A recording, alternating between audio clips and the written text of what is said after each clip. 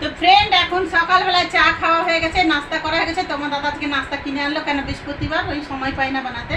তো ব্যাপারটা হচ্ছে, কালকে একে স্নান করিয়েছি সুইটিকে, আর কাল হাতে সময় ছিল না বলে একে করাইনি। তো একে 1 মাস পরে করাই, আর ওকে মানে 15 দিনে একবার করাই, কেন এই ছোটো তো ঠান্ডা লেগে যাবে। তো আজকে চলো একে এটা দেখো, তোমাদের সাথে শেয়ার করবো চান করার সময় কী কী বদমাশি করে। আর এই যে খুলে দিয়েছি গলার ঝুনঝুনি, এইগুলো পরে থাকে ও ঝুনঝুনি। আর চলো কি সাবান ব্যবহার করি, কি শ্যাম্পু ব্যবহার করি, সবটাই তোমাদের সাথে শেয়ার করবো। এখন যাবো বাথরুমে, গরম জল করতে দিয়ে এসেছি। আর বন্ধুরা দেখো, স্নান করার কথা বলতে মুখটা খালি অবস্থাটা দেখো কিরকম, যেন কিচ্ছু জানে না, মানে বিরাট কিছু হয়ে। এই যে গিজার থেকে গরম জল বেরোচ্ছে।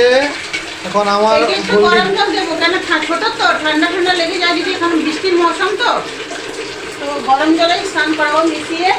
আর এদেরকে দেখো বন্ধুরা কী কী শ্যাম্পু ইউজ করি। এগুলো সব ডগ শ্যাম্পু, এটা অনলাইনে কিনেছি, এটা মানে পেট শপ থেকে কিনেছি। আর এই দুটো কিন্তু সবচেয়ে ভালো এই সাবানটা, এটা নিয়ে এসে দাম নিয়েছে 95। তার কারণ এটা এখন বর্ষার সময় দেরি করে স্নান করা। ভালো করে দেখো, টেড মশল, এটা দাম হচ্ছে 95। এটা লাগালে কি হবে, 1 মাস ডগকে হবে। এখন গরম জলটা বার করছি,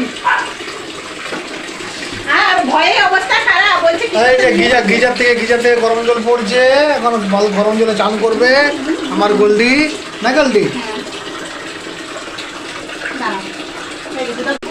ওরে বাবা রে, ওর মুখের অবস্থাটা দেখো একবার, ওর মুখটা শুকিয়ে গেল গো।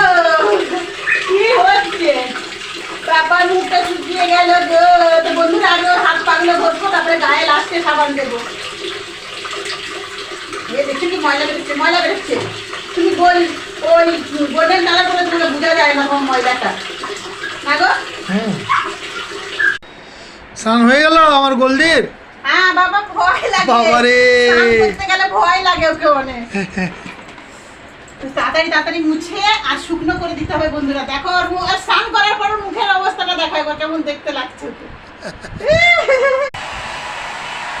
ও কিন্তু এটা দিয়ে শুকালে কিন্তু খুব ভয় পায়, আর মেশিনটা দেখলেই ভয় পায় ও।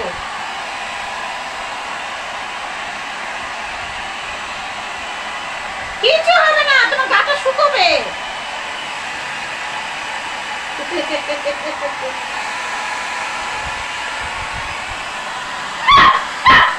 দেখো